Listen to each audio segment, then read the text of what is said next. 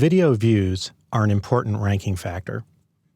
And while you can't directly impact viewership, there are things you can do if you understand how and why viewership impacts the rankings. First, a video with a high number of views tends to rank higher for relevant terms. Video views, the number of times people actually play the video, indicate overall interest on the part of the audience. Look at the top ranking videos here for how to change a bicycle tire. The number one ranking has over 220,000 views. It's really popular. The next video has over 100,000 views. But then you see this number 3 video, and it only has 7,280 views. And the video is a year old. It's not that brand new. The one below it has 277,000 views. Why is that video number 3? It's all about velocity of views.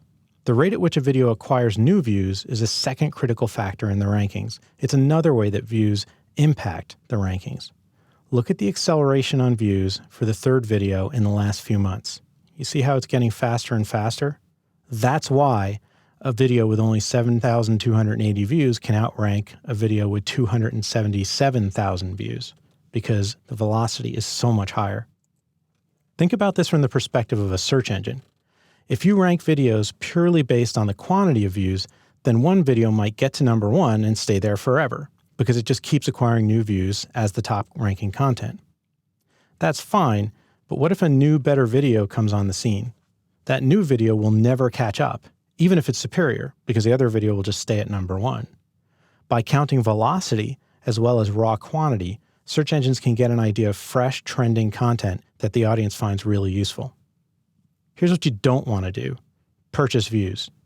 Now, after seeing the importance of views, it may be tempting to go try to pay people or give them some kind of incentive to watch your video. A lot of companies and a lot of industries have attempted to fake their way to a top rank by paying people to watch their video. The theory is that if you get lots of people to watch your video in a short time, you'll vault to number 1. That top ranking could cost you as little as a few $100s spent acquiring fake views. You do not want to do it. Here's why. First, if you purchase a bunch of views, you're going to get sudden growth and then a decline in velocity.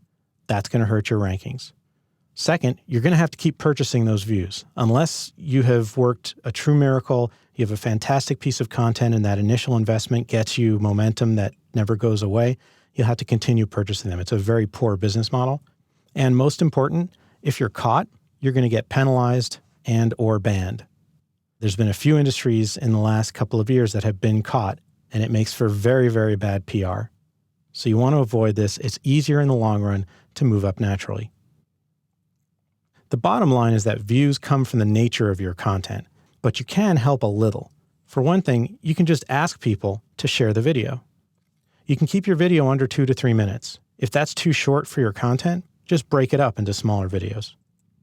And spread the word. If your company has a blog, embed the video there. If you have a Facebook page, put it there. If you have an email list of people who have said they want to receive useful information from you, send them the link to the video. Don't spam people, but do spread the word. Now you understand in more depth why views matter. Assess how you promote your video content.